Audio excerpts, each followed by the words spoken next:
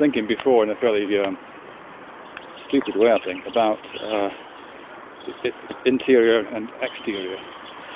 I guess I was thinking back on those old ideas to do with idealism and solipsism.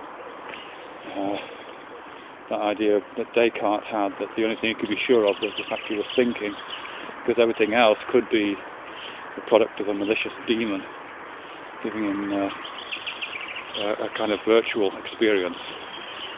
And what I was thinking of in relation to that was that, well, it reminded me actually of a thing we used to do when I was at school years ago. For a short period of time when I was in my second year of secondary school, I guess I'd be about 13, there was a fashion amongst a bunch of us to say things like, oh, you might not be here. We'd say this to the teacher sometimes. We'd say, how do we know you're really there? Because you might just be a figment of my imagination. And all those things you're saying, they might just be hallucinations. How can you prove you're there? It's, you know, naive philosophical games at the expense of the teacher. This is a wind-up, really.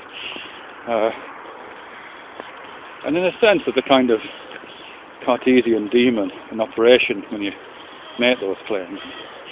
It's positing a kind of Berkeleyan universe in which experience is the only, experience ultimately resolves into internal. Oops, dog's coming. Go on, you two. Go this way. Just kind of resolves to sensory responses. A kind of Humean thing as well. I think David Hume talks about that. That the only thing we really experience is our sensory responses to some unattainable exterior reality. But at the same time, I think, that's one of the problems that I have with that, and I'm sure it's a pretty standard response, is that, when they say things like, there might not be a world out there, and a kind of refutation of naive realism, there might not be a world out there, it might all be inside my head. Well, that's, that whole sentence, the whole structure of the logic of that sentence depends upon a number of a priori assumptions. It assumes the existence of heads as objects. It assumes the existence of a space in which these heads exist. It assumes the possibility of there being an interior and an exterior to that head, like some kind of weird container. And it assumes some kind of ability to observe or perceive the contents or the external circumstances of that head and the space in which it supposedly exists. So all that is kind of captured in the assumption, I think, really, in the sentence. All of which pretty much mitigates against the idea that the sentence makes sense, really. If I'm capable of assuming that kind of a space and that kind of an object in space and those kind of interior-exterior relations, then I'm already positing an outside world. I've already invested in a naive realist understanding. I'm just moving the furniture around. So clearly that's just stupid, really. And I guess it's in support of those forms of those explanatory modes of thinking which don't rely on representations.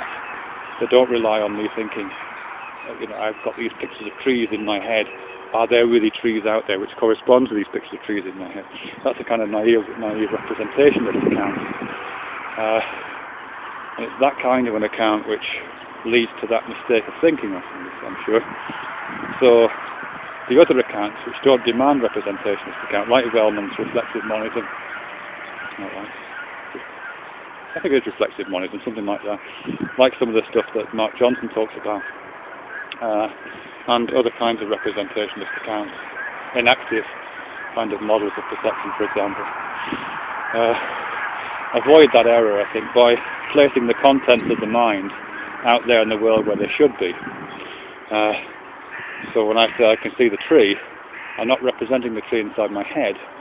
The tree is out there in the world, in the same sense that the word out there and world makes sense.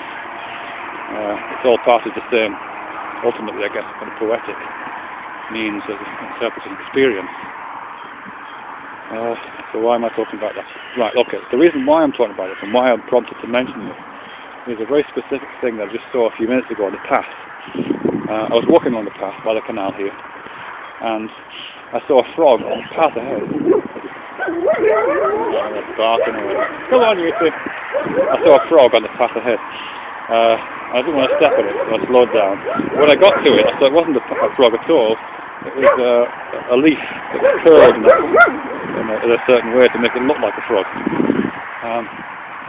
So I'm just thinking, what was the status of that? Was there a frog out there in the world for a while? Or was it always a leaf? What was my... I wasn't represented. So I clearly wasn't... if I'm rejecting a kind of representation of this account, I can't say that I missaw that frog, that leaf, and represented it as a frog in my kind of interior space of my mind. I have to say, I saw the frog out there, and the frog was out there in the world, my perception of the frog. And presumably if someone else had been around and had not made the same mistake I had, they would have seen the leaf, and there would have been a leaf and a frog superimposed on one another into the real world in this collective, multiple, poetic imagining. It's so confusing.